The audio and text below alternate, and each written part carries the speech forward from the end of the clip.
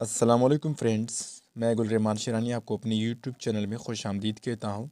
हमारी आज की वीडियो डुओलिंगो इंग्लिश टेस्ट के बारे में है। डुओलिंगो इंग्लिश टेस्ट क्या होता है, इसका पैटर्न कैसा होता है, क्वालिफाइंग स्कोर कितना होता है, टेस्ट के लिए ड्यूरेशन कितना होता है और कौन सी फॉरेन यूनिवर्सिटीज़ के लिए एक्सेप्टेबल है। बेसिकली डुओलिंगो इंग्लिश टेस्ट एक इंग्लिश लैंग्वेज टेस्ट होता है। अगर आप किसी फॉरेन यूनिवर्सिटी में अप्लाई करना चाहते हो तो आपको ये टेस्ट देना पड़ता है। ये एक ऑनलाइन टेस्ट होता है जिसमें आपका इंग्लिश को जज करना होता है। इसमें टोटल 160 मार्क्स होते हैं। इसको क्वालिफाई करने के लिए कोई मखसूस मार्क्स नहीं होते, कम से कम 10 या ज़्यादा से ज़्यादा 160 मार्क्स लेने होते हैं। लेकिन 45 मार्क्स क्वालिफाइंग मार्क्स समझे जाते हैं। Duolingo English test time duration 45 minute होते हैं। टेस्ट देने के बाद तकरीबन 2 दिनों में रिज़ल्ट भी आ जाता है। इस टेस्ट को पास करने पर आपको फिर फॉरेन यूनिवर्सिटी में दाखिला लेने की इजाज़त और मौका दी जाती है। तकरीबन 400 स्कूल्स यूनिवर्सिटी में डुओलिंगो इंग्लिश टेस्ट की मदद से अप्लाइंग चांस दिया जाता है। वेल डेवलप्ड कंट्रीज़ जैसे यूएस, यूके वगैरह में डुओलिंगो इंग्लिश टेस्ट एक्सेप्टेबल है।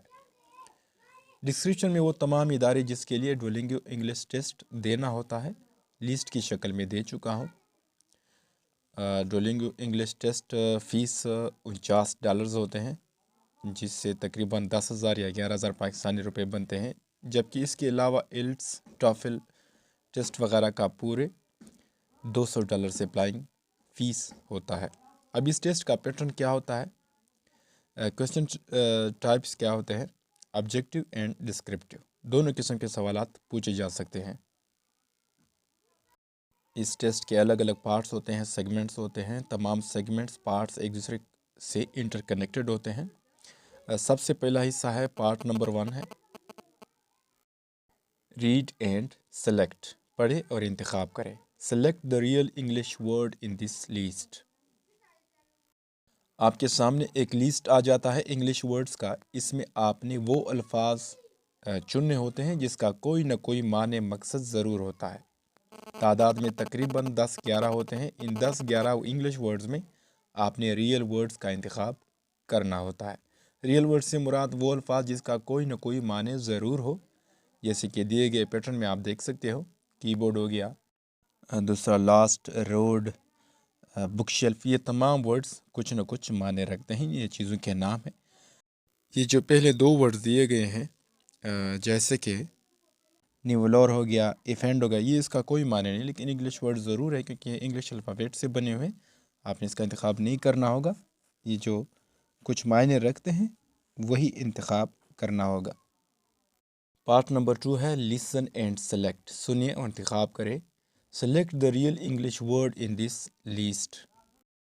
सेम चीज़ है, इसमें कोई डिफरेंस, ऐसा मेजर डिफरेंस नहीं है। आप पिछले क्वेश्चन की तरह रियल वर्ड सेलेक्ट करने होते हैं आपको।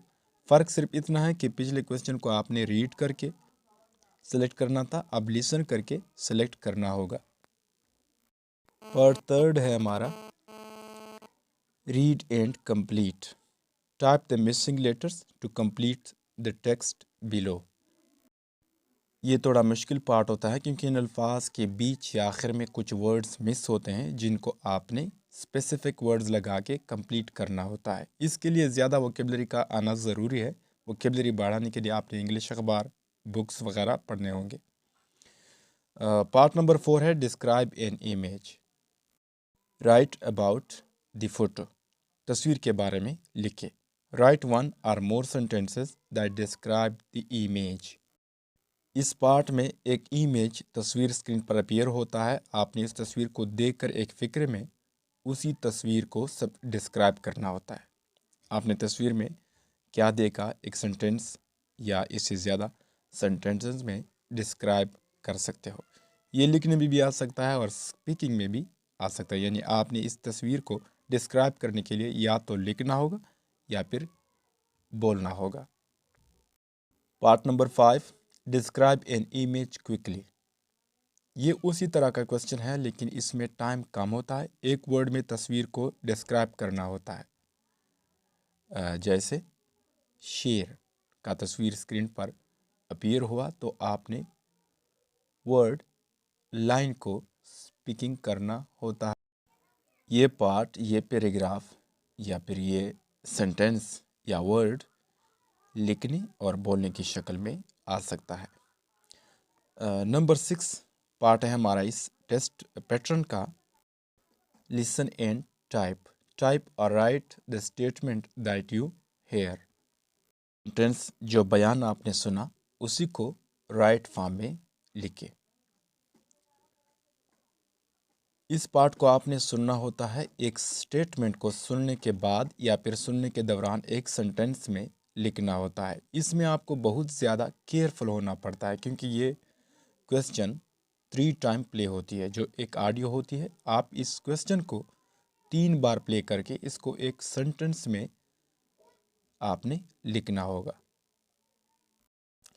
डुओलिंगो इंग्लिश टेस्ट का ये पहला हिस्सा हुआ। इंशाल्लाह रिमेनिंग पार्ट्स नेक्स्ट वीडियो में डिस्कस करेंगे। अल्लाह हाफिज़।